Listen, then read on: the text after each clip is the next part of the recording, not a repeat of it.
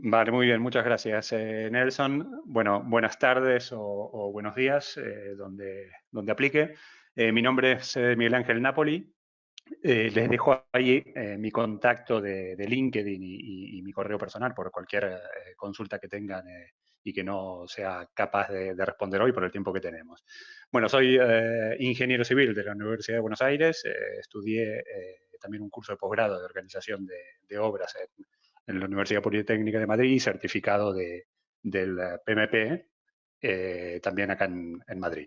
Bueno, tengo un pequeño listado de proyectos. He estado, digamos, comencé en el sector de las infraestructuras, luego estuve en el oil and gas y en los últimos años comencé a involucrarme en estos proyectos de energía renovable. Vale, pues pasamos directamente en materia de la presentación en sí. Vamos a ver diferentes puntos. Los puntos en sí son todos los procesos que, digamos, intervienen en lo que es la gestión de control de costes. Vamos también a tratar de ver casos prácticos de los proyectos de generación para no perdernos entre tanta fórmula o plantillas y con números. Y vamos a centrarnos también en lo que es la estimación de los finales previstos, que muchas veces está en función ya como veremos después, en función de la gestión, de la estrategia de gestión para realizar las actividades del proyecto. La presentación esta, digamos, es una especie de tabla donde podemos ver cuáles son los valores de producción, el coste de producción de energía, dependiendo del tipo del sector en el cual estemos. Entonces, digamos, céntrense en la última columna, la que está marcada. Ese coste de megawatt horario, podemos ver que tenemos en la fila de lo que es la generación por parque eólico onshore, $36 y $30 para la otra que está marcada, que es la energía solar. Con lo cual nos vamos a centrar en esos dos tipos de proyectos que, como podemos ver, son los más económicos. También, por otro lado, tenemos un valor un poquito más arriba, que es de $34, que es la geotérmica. Pero bueno, vamos a centrarnos en los otros dos, que realmente hay una expansión en este momento de proyectos de este tipo muy, muy importante. Lo dicho, para hacer esto un poquito más práctico, vamos a ver a grandes rasgos cuál es el alcance de un proyecto fotovoltaico como el que estamos viendo en este momento en pantalla. Entonces, vamos a centrarnos en dos cosas que son valores, cantidades típicas de este tipo de proyecto, y luego un poquito lo que son las diferentes fases del proyecto en sí. Esta es un ejemplo de una planta fotovoltaica de 180 megawatts de producción. El importe aproximado de este tipo de proyectos, estoy hablando de proyectos EPC, en los que tenemos tanto la ingeniería como las compras y construcción. Esto es un proyecto de un coste de 85 millones de euros. Tenemos un pico de personal de aproximadamente unas 500 personas. Tenemos también un plazo que por lo general está en el entorno del año, depende evidentemente de las dimensiones del proyecto, pero más o menos siempre nos movemos en estos tiempos. Y un total de horas de 250.000 horas de mano de obra directa. Y luego en las fotografías vemos el proceso en sí. En la fotografía 1 pueden ver, digamos, en el terreno lo primero que se hace es el hincado de los postes que van a soportar las estructuras. Cantidad de postes, 53.000 en un proyecto de estas características. En la fotografía 2 podemos ver, digamos, eso es una retro haciendo canalización. Esas canalizaciones son porque vamos a realizar cableados dentro de ellas. En la 3 pueden ver, pues, un orden de magnitud, kilómetros de cable de media tensión, 90 kilómetros. Luego tenemos cables de baja, fibra óptica. Tenemos cantidades de cable que podemos llegar a 1000 kilómetros de cables. En la fotografía 4 pueden ver lo que son los llamados los trackers o los seguidores digamos que siguen lo que es la radiación solar para maximizar la producción y que apoyan en esos postes que habíamos indicado previamente. Otra cantidad típica en 6.000 trackers en un proyecto de esta magnitud. Y luego los módulos. Los módulos, como ven, 500.000 paneles instalados en este proyecto, que es una cantidad, vamos, el otro día estaba leyendo un artículo que creo que habían instalado en un proyecto algo más grande que esto, unos 2 millones de paneles y que los habían instalado en 2 meses. Así que digamos que son proyectos, como podemos ver, muy comprimidos, que tienen algo así como 3 meses de lo que es ingeniería y compras y después en el entorno de los 9 meses para la fase de construcción. Vale, esto es en un proyecto de estas características, una fotovoltaica, bueno, en este caso un poco más grande, 200 mega, el organigrama. Vale, pues un organigrama típico con dirección de proyecto, un director de construcción abajo, luego veremos las dependencias de la gente de construcción, un jefe administrativo, la parte de ingeniería y de oficina técnica, gestión documental, calidad, y ahí arriba, luego vamos a ver por qué, ponemos el responsable de planificación y el de costes. Y control de costes, que depende de la magnitud del proyecto, hay veces que es una misma persona. Pero, digamos, quédense con esa figura de estar al lado del director de proyecto. En esta siguiente vemos todo lo que cuelga del director de construcción. Vemos a la izquierda un bloque grande de lo que es la gente de producción en sí.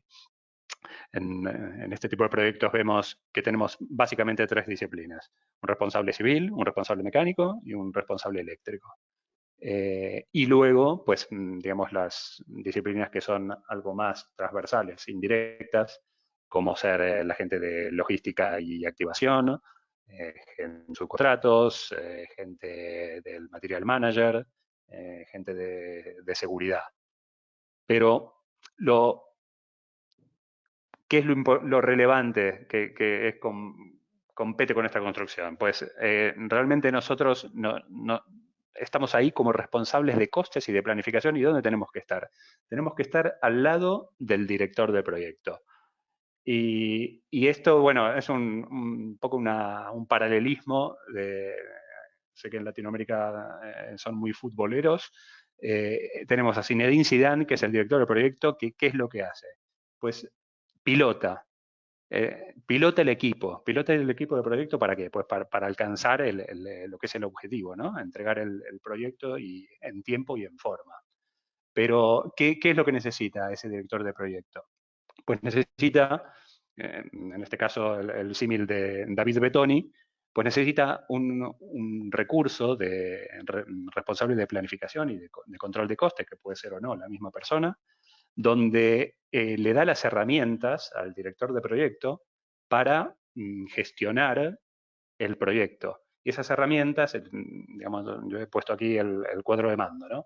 Pero en definitiva, ese cuadro de mando son, pues, los reportes de planificación, el informe de costes. El informe de costes, por ejemplo, es un cuadro de mando que le tiene que dar el responsable de costes al director de proyecto.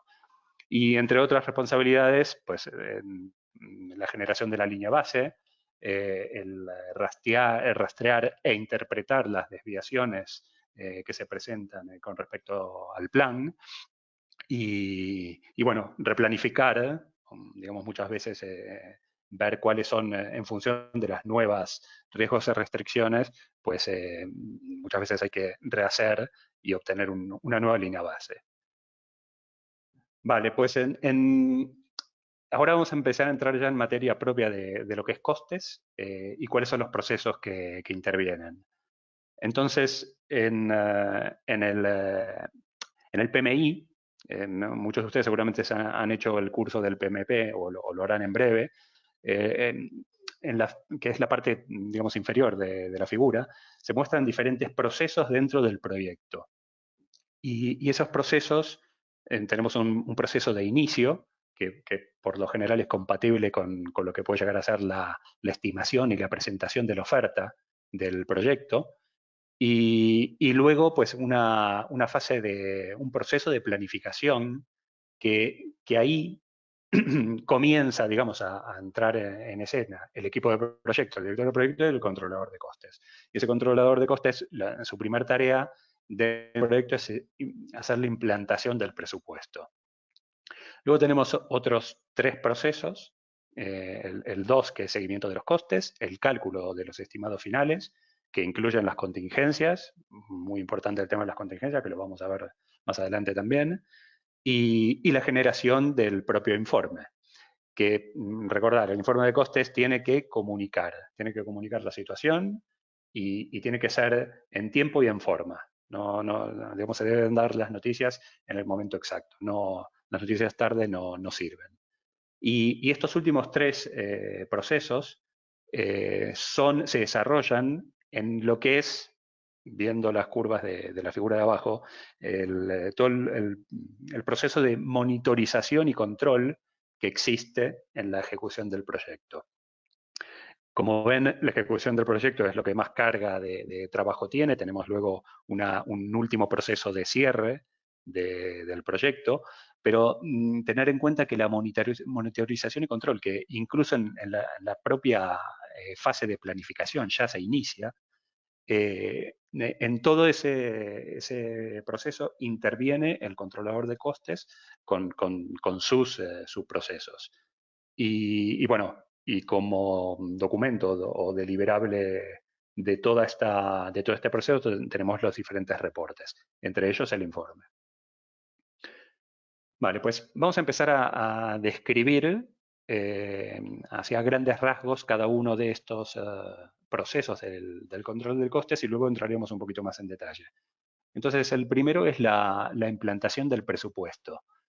Y la implantación del presupuesto, que como sabemos es, digamos, esa estimación que recibo, pues distribuirla en en las distintas cuentas de costes que tenga la compañía contratista que realiza el proyecto. Yo siempre me parece muy relevante el tema del tiempo. Digamos, si yo quiero hacer una línea base, que es parte de la implantación del presupuesto, necesito saber en qué momento se van a producir esos trabajos y cuantificarlos económicamente. Por lo tanto, quedarse con la copla de esto de lo que es periodificar en el tiempo los costes y en en el primer proceso en el que participamos, que es la implantación. Y eso nos va a permitir, pues, lo que es las curvas de avance en coste y las curvas de cash flow que veremos más adelante. Segundo proceso, seguimiento de los costes reales, que es, vamos, ya lo veremos luego, pero es básicamente el más sencillo de todos. Pero bueno, hay algunos conceptos, principalmente el de valor ganado, que tenemos que ver. Luego, el cálculo de los estimados finales, que estamos hablando de conceptos relevantes para este proceso, lo que es el alcance del proyecto con el WBS o la estructura de glosada de trabajo, el tema de cantidades, el cómo voy a realizar el proyecto, el plan de contrataciones, cómo voy a encarar la construcción con su plan de ejecución y con las diferentes productividades. Y nuevamente el tema de plazos, para que tienen mucho impacto en lo que son los costes indirectos. Y por último, bueno, lo que comentamos antes del informe de costes y, digamos, lo que es la comunicación de este informe, tener en cuenta, pues, el tema de que tiene que ser mínimo una reunión mensual y centrarse en las alertas, ¿vale? Que es lo más importante. Vale, esto es básicamente ver cuál es la estructura del informe. Entonces, vemos en filas que tenemos ventas, costes y beneficios. Luego vemos que eso se apertura un poco más en diferentes cuentas. Pero tenemos, en definitiva, un primer apartado, 4 columnas de presupuesto, otras 4 de lo que es el seguimiento de costes real y luego los previstos, que son las columnas finales. Presupuesto original, básicamente, como dijimos, es el que viene de la fase de oferta.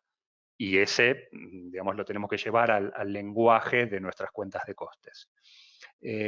Transferencias, columna de transferencias. Pues las transferencias son básicamente reasignaciones presupuestarias. Un ejemplo de transferencia, yo tenía en la estimación previsto que iba a comprar el suministro de un equipo y el transporte con otro contrato. Si luego todo lo hago, suministro y transporte, en un mismo pedido, pues transfiero coste, presupuesto, de una partida a la otra.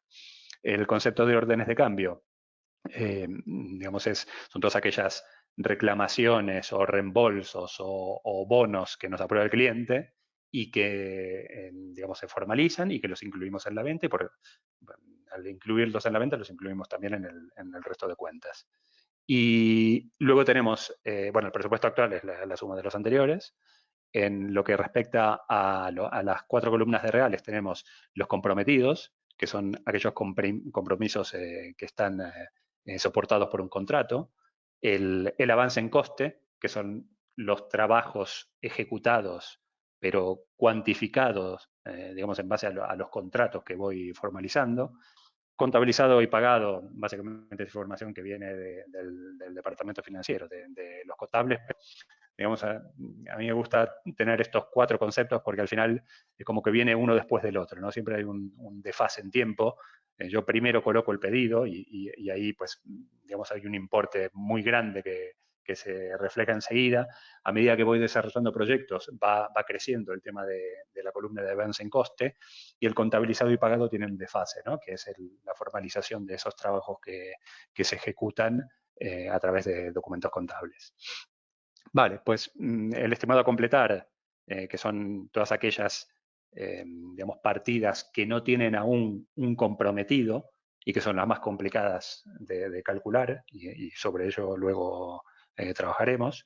Y bueno, al final el estimado, que es la suma, recordar, de comprometidos, estimado a completar. Vale, vamos a poner, digamos, a comenzar con este primer proceso de lo que es la implantación. Entonces aquí, como pueden ver, hemos abierto un poco más las cuentas de coste. Ya vemos que hay coste directo, algunos conceptos, coste indirecto y contingencias. Entonces, ¿qué es la documentación que tengo que tener para poder hacer esa implantación del presupuesto? Pues lo primero que tenemos que tener es el contrato de venta con el cliente. El contrato de venta con el cliente no solamente es saber el importe del contrato, también tengo que ver cuáles son las condiciones de cobro, el tema de avales, el tema de seguros, el alcance.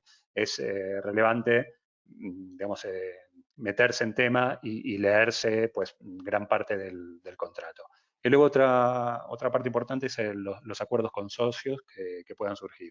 Recordar que muchas veces estos proyectos se hacen en UTES o en joint ventures, con lo cual, pues, muchas veces hay facturaciones cruzadas y diferentes ventas que tengo que tener controlada.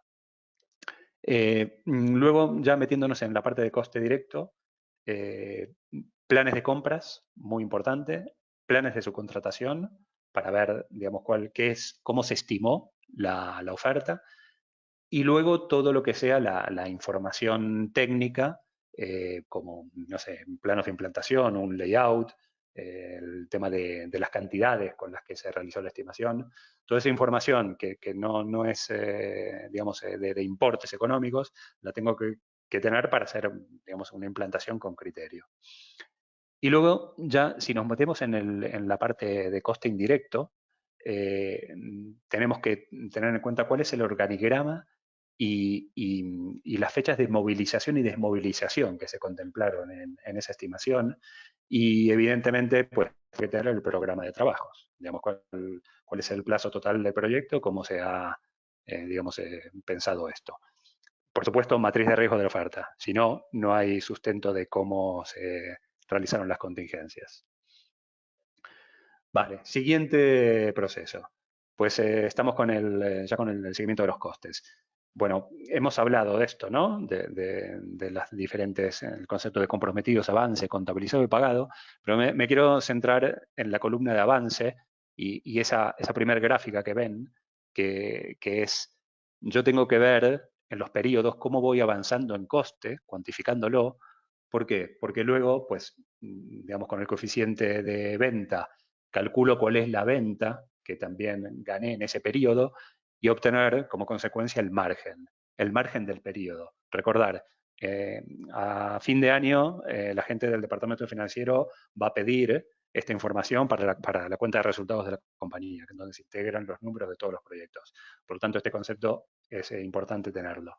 Y luego, pues en el tema de pagados, pues evidentemente es muy importante la periodificación en el tiempo de lo que es el flujo de caja, ¿no? Que conocéis que la diferencia con lo que hace al avance en costes, sino es cuando efectivamente se producen los cobros y pagos para ver si tengo disponibilidad o no para enfrentar los compromisos.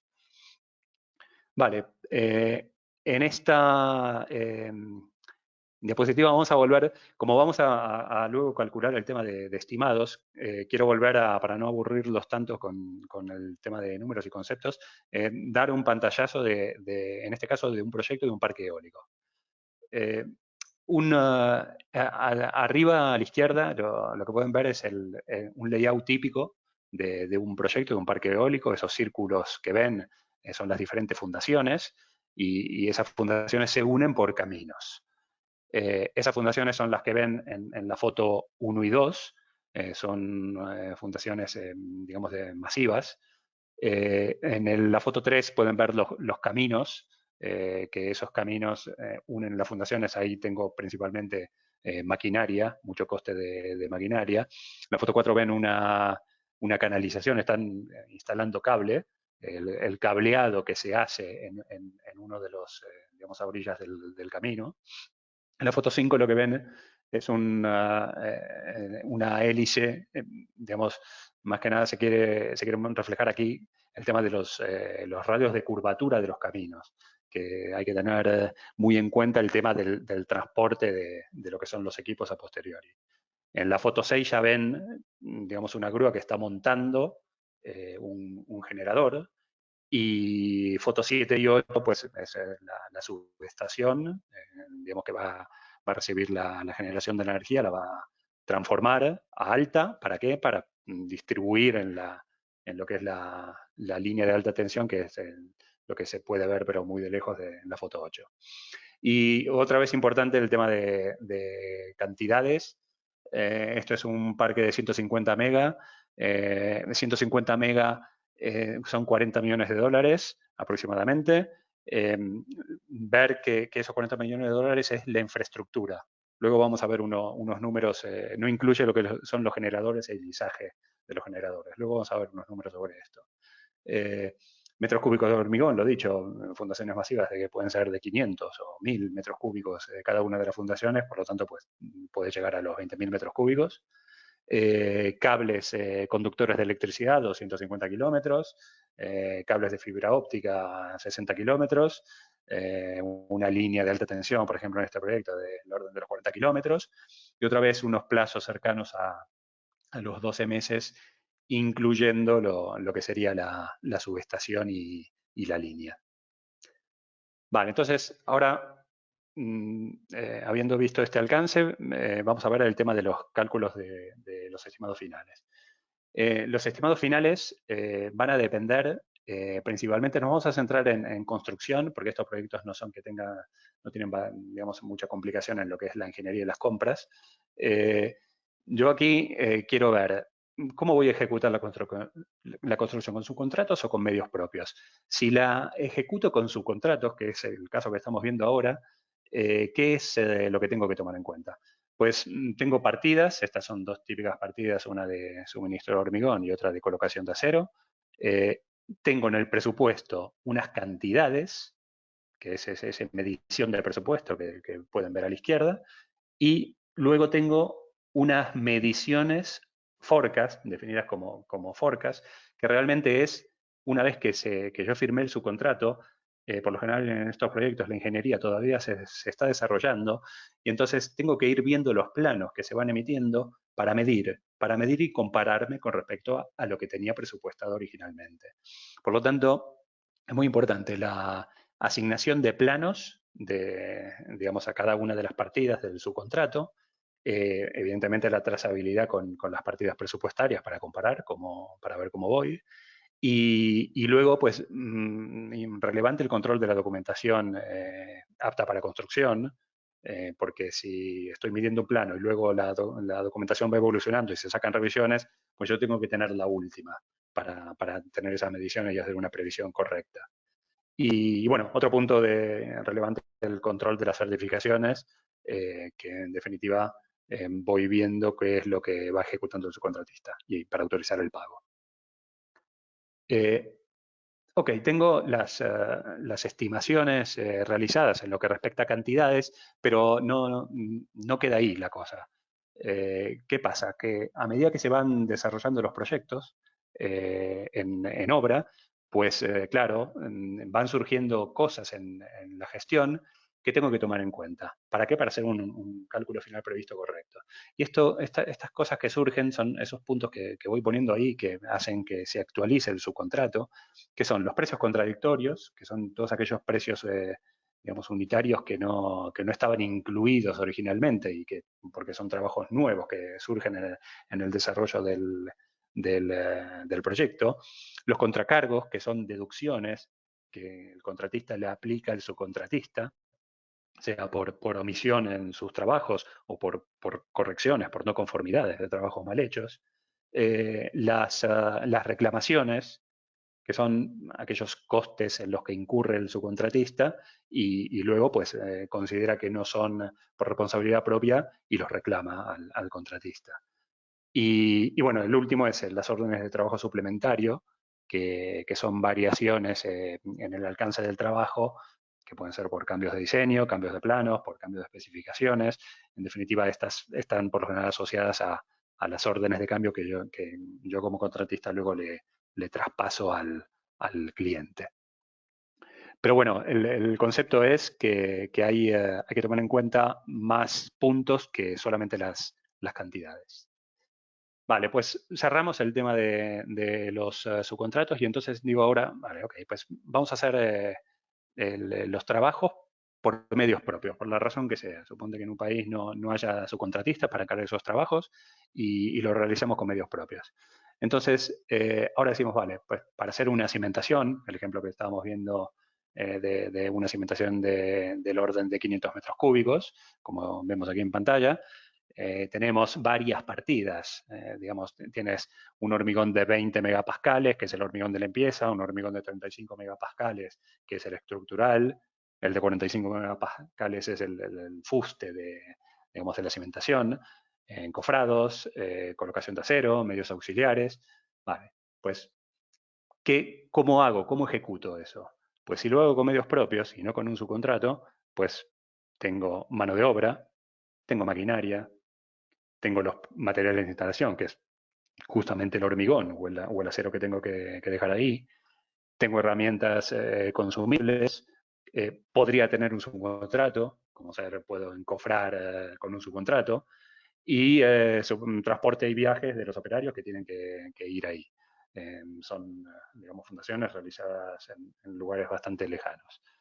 Ok, pues, ¿qué es lo que hago? Pues, ¿cómo controlo esos costes?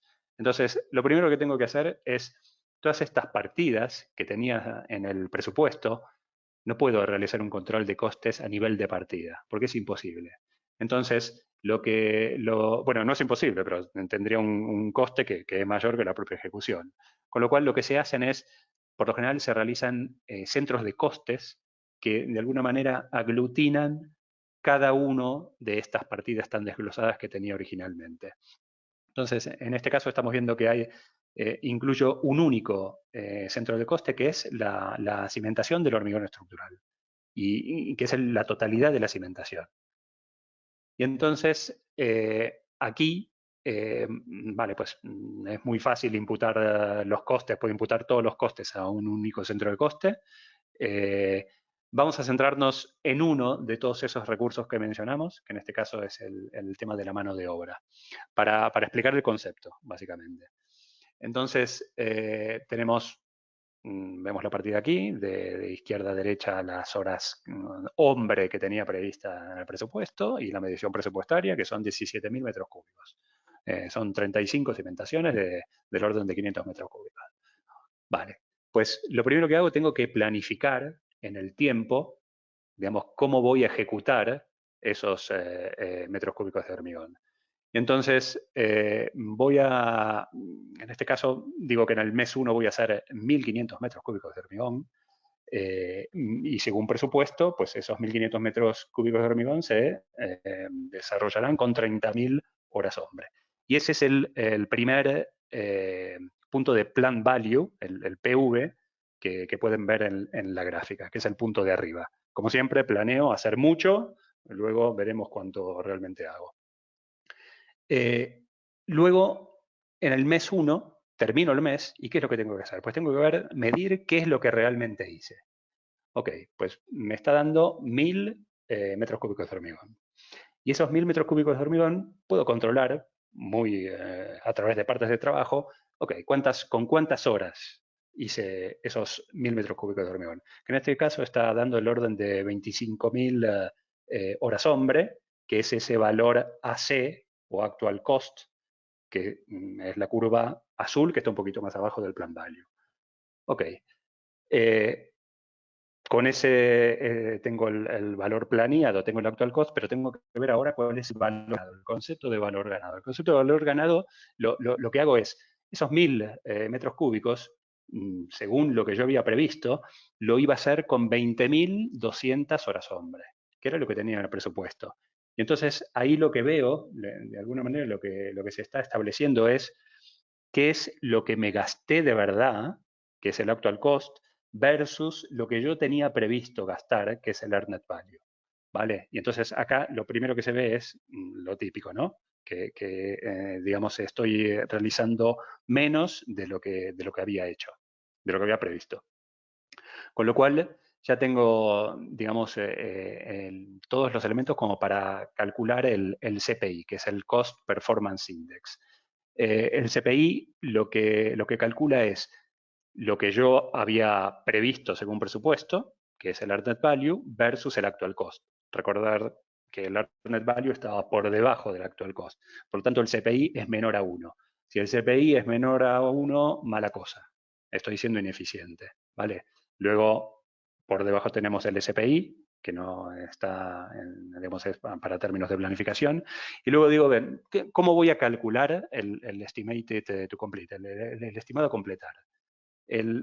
Y acá lo que se presenta, hay dos opciones, hay más, pero se plantean dos opciones, que básicamente es decir, bueno, pues con esa falta de rendimiento lo extrapolo al final del proyecto, y eso es el valor del ETC1 que está debajo de todo con los numerillos, que aparece 416.000. Entonces, fijarse que de los 353.000, pues me voy a 416.000. Es penaliza demasiado utilizar esta fórmula. Hay otra fórmula, principalmente se realiza cuando inicio los trabajos, que es el ETC2, donde digo, bueno, pues solamente contemplo el desvío que tuve hasta ahora, pero luego calculo que voy a ganar eficiencia en las siguientes fases del trabajo y entonces pues lo calculo como la diferencia entre lo que sería el budget actual cost y el earned value. Pero bueno, les vuelvo a repetir, hay muchísimas fórmulas. Lo importante es quedarse con el tema del rendimiento. Y el tema del rendimiento es eso que vemos ahí en círculos. Tenía previsto un rendimiento de 20 horas hombre por metro cúbico y el real es 25 horas hombre por metro cúbico. Y esto lo tengo que ir viendo mes a mes o semana a semana para ver a dónde me voy a ir. Y esto es un concepto que es muy de constructora realmente en las empresas especistas, cuando comienzan a realizar trabajos con medios propios, no tienen este método de control y bueno, y luego los resultados que podemos tener. Vale, y esto era lo que les había comentado antes. Pueden ver que en un parque eólico onshore, estamos hablando de cifras del orden de los 40 millones de dólares, pero esos 40 millones de dólares es solamente el qué. La infraestructura eléctrica, la obra civil y la ingeniería, que es ese 25% que tienen ahí. El resto de la inversión el 75% son los aeros, que es el suministro que les decía que muchas veces lo hace el propio promotor. Y bueno, y abajo realmente una comparativa de lo que es un parque eólico offshore, donde pueden ver que esos la proporción, al ser la infraestructura mucho más compleja, imagínate que ya no estás en tierra, sino que lo tenés que hacer en el mar. Pues esa infraestructura pues, pasa a tener mucho más ponderación, que es la tarta de abajo. Vale, y luego siempre hemos estado hablando del tema de contingencias. Las contingencias puede ser un valor, una partida muy importante en lo que es el estimado a completar. Nunca tengo comprometido, la contingencia siempre es un estimado a futuro por los eventos que puedan surgir. No voy a entrar en lo que es el detalle de cómo calcular esto, porque realmente, bueno, hay muchas webinars en EALDE en esta materia, pero sí mencionar algunos riesgos típicos de estos proyectos. Entonces, vamos a empezar con los fotovoltaicos. En los fotovoltaicos, riesgo geotécnico. Tengo que tener un buen estudio topográfico, un hidrológico, un geotécnico, un pull-out test, que es, digamos, esa primera foto que se ve, digamos, es someter lo que son los postes que van a soportar la estructura a esfuerzos similares a los que van a tener luego en la práctica. Es importante tenerlo porque puedo tener muchos problemas luego en lo que hace a problemas de cimentación luego de los trackers o no sería la primera vez que unos cuantos paneles solares se vuelan por haber cedido los trackers. Luego el concepto de fast track, como saben, es un proyecto muy rápido, la ingeniería se va haciendo a medida que construyo y esto pues, puede ser un cuello de botella. Entonces, importante activar la ingeniería. El tema de conexión de la planta también es un tema que muchas veces está sometido a unos tiempos que da la compañía y por lo tanto es importante activarlo esto porque hay veces que se pierde mucho tiempo y no puedo llegar a los plazos contractuales justamente por este tema, ¿no? No haber previsto con anticipación esto. El suministro de los módulos. Bueno, como sabéis, hay mucha demanda de este tipo de parques y bueno, pues en este momento hay básicamente todos los suministros provienen de China, que es el gran productor, y hay mucha demanda, por lo tanto también puedo tener retrasos o fluctuaciones del precio. Vale, y ahora algo similar, mencionar riesgos en lo que respecta a los proyectos eólicos onshore. Nuevamente el riesgo geotécnico, el tema del diseño de las fundaciones, principalmente hay zonas de sismos en los que tengo que tomar en cuenta, puede impactar esto mucho en el coste del proyecto. El plano de implantación también, definiciones del layout, las cargas de los generadores, recordar que los generadores, si me los suministra el cliente, yo necesito esos datos para diseñar correctamente las fundaciones. Por lo tanto, necesito esas cargas con rapidez. Y luego accesos, que puedo tener imposibilidad de acceder para ejecutar los trabajos, sea por tema de permisos o incluso por lluvias, por condiciones meteorológicas. Muy bien, y creo que estamos más o menos en tiempo. Esta es de las últimas. Y solamente estas son las áreas de conocimiento que podrán ver en el curso del PMP, cuando lo hagan con EALDE, si no es que lo hicieron ya. Y entonces vemos cuáles son las áreas de conocimiento en las que participa. Evidentemente el PMP está enfocado al director de proyecto. Y bueno, yo he recuadrado, fíjense, hemos hablado de alcance, hemos hablado de tiempos, de coste, evidentemente, hemos hablado de recursos humanos, de comunicar informe de costes rápido con las alertas, hemos hablado de riesgos y hemos hablado de planes de subcontratación, de procurement también. Con lo cual, hemos hablado de todas las áreas de conocimiento que competen al director de proyecto. Por eso, volviendo a la fotografía de Zinedine Zidane, realmente el controlador de costes tiene que estar muy al lado del directorio del proyecto y hablar en el mismo idioma. Por lo tanto, no son solamente números. Vale, pues en principio estas son todas las diapositivas que teníamos. Voy a ver si soy capaz de abrir este módulo de preguntas que tengo por aquí. Vale.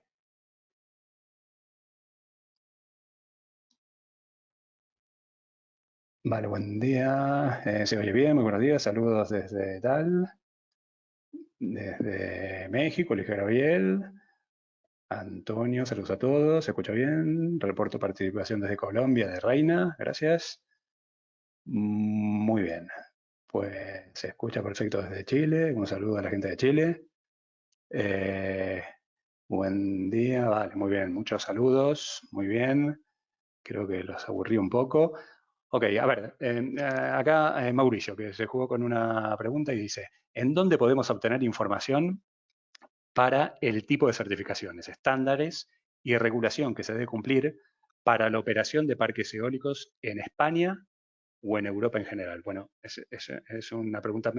Entiendo que cuando hablas de información para el tipo de certificaciones, hablamos de certificaciones de los trabajos ejecutados de los subcontratistas y evidentemente, pues, vamos, yo te puedo hacer llegar, Mauricio, si me escribes a mi correo, te hago llegar un ejemplo de una certificación. En lo que respecta a regulación de operación de parques, creo que, bueno, escapa un poco a esta área, pero trataré de, si me puedes escribir y profundizar un poco más en la pregunta como tal. Bien, la siguiente, buenas tardes. Norvid, que dice dos preguntas. Habla de reclamaciones.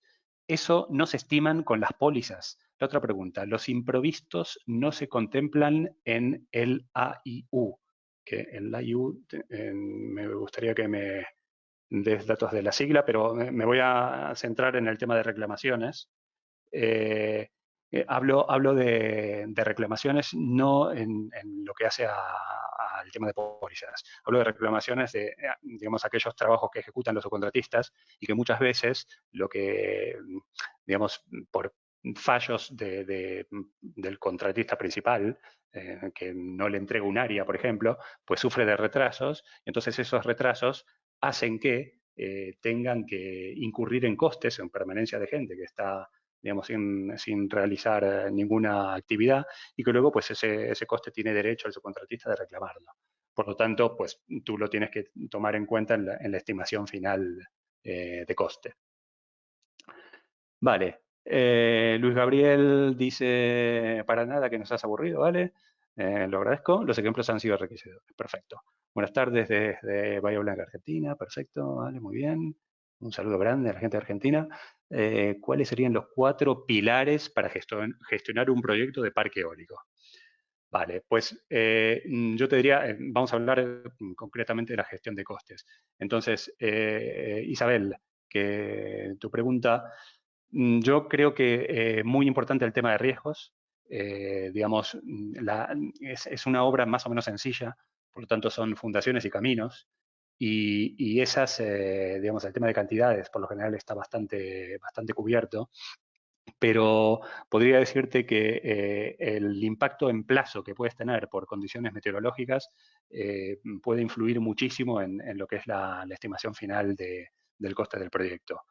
Y luego, pues, también tener en cuenta el tema de penalizaciones, porque por lo general estos proyectos tienen una implicancia muy grande en lo que hace al suministro de los generadores e el guisaje de los generadores.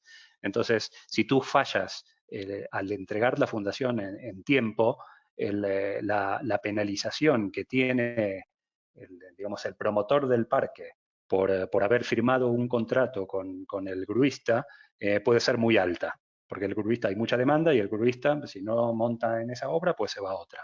Con lo cual puede luego repercutirte una penalización bastante importante. Vale, hay una pregunta de Edgar que dice, ¿cuál es la relación costo de un proyecto de las mismas características megawatts en fotovoltaico versus generación eléctrica. Fotovoltaico versus generación eléctrica, bueno, fotovoltaico es generación eléctrica. Realmente no sé a qué te refieres, pero sí el primer cuadro que les presenté, ahí pueden ver digamos, cuál es el coste megawatt horario de los diferentes tipos de proyectos para la generación eléctrica, donde veíamos que los fotovoltaicos y los parques eólicos son actualmente, los eólicos onshore, no los offshore, son actualmente los más económicos. No solamente en el CAPEX, no solamente en la inversión inicial, también en lo que es el OPEX, ¿no? El coste de operación. Vale, muy bien, Pablo de Uruguay, un abrazo.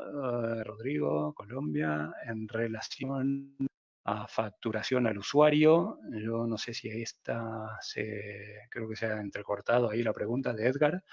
Luis Gabriel dice, recuérdame en la planeación de costes, a la hora de planear un proyecto de esta naturaleza, difieren mucho con uno tradicional de levantar una refinería, por ejemplo. Me refiero a que para cada país, puede ser más fácil tener más costo por estas nuevas tecnologías de renovables que el tradicional de uso de energía fósil.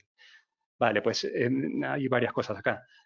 Hablas del planeamiento del proyecto de esta naturaleza. ¿Difiere de una refinería? Bueno, el criterio como tal es muy similar. No hay gran diferencia en lo que hace a la metodología. Evidentemente los proyectos son muy diferentes.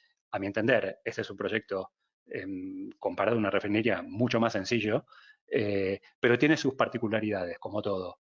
E incluso te diría que hay algunas, digamos, metodologías para lo que es el seguimiento del proyecto que muchas metodologías del oil and gas no aplican en este tipo de proyectos, principalmente en lo que hace al seguimiento de la producción, donde estos proyectos son áreas muy relevantes y el control se debe hacer por área, ¿vale? No tanto digamos, por el WS, que es más del oil and gas. Vale, y luego con respecto a los costos de las nuevas tecnologías de renovables, con respecto, bueno, evidentemente el costo total de una, sigue siendo muchas veces más económico plantas de generación con recursos fósiles, pero bueno, vemos que luego el impacto que tienen estas plantas es enorme. En lo que respecta al medio ambiente, evidentemente. Vale, luego Bernardo, vale, acá hay otra que dice cuál es la incidencia de costos en porcentaje de los estudios de incidencia de solar y de vientos. Vale, lo pregunta Bernardo. Bernardo, realmente, digamos, esta webinar como tal está enfocada a lo que hace un control de costes desde el punto de vista más de contratista, en el cual tú ya tienes digamos, todo este estudio que estás mencionando previamente hecho, y lo que se hace, pues, digamos, un contratista oferta un proyecto ya especificado, ¿vale? Por lo tanto, no te podría ayudar o escapa esta webinar el tema este que me estás preguntando. Y bueno, Víctor, excelente oposición, doctor, y saludos de Colombia, Víctor. Y creo, Nelson, que estamos, vamos, en tiempo. Yo tengo aquí el horario que me has comentado y veo que no hay más preguntas de momento. Por lo tanto, pues salvo que tú, Nelson, digas lo contrario, creo que ya necesitas el canal. Así es, Miguel. Muchas gracias a ti y a los asistentes por este seminario y hasta la próxima. Vale, muy bien. Muchas gracias a todos y bueno, ya esto luego se cuelga, por lo tanto tienen mis datos por cualquier otra consulta que no pude resolver. Muchas gracias. Un saludo a todos.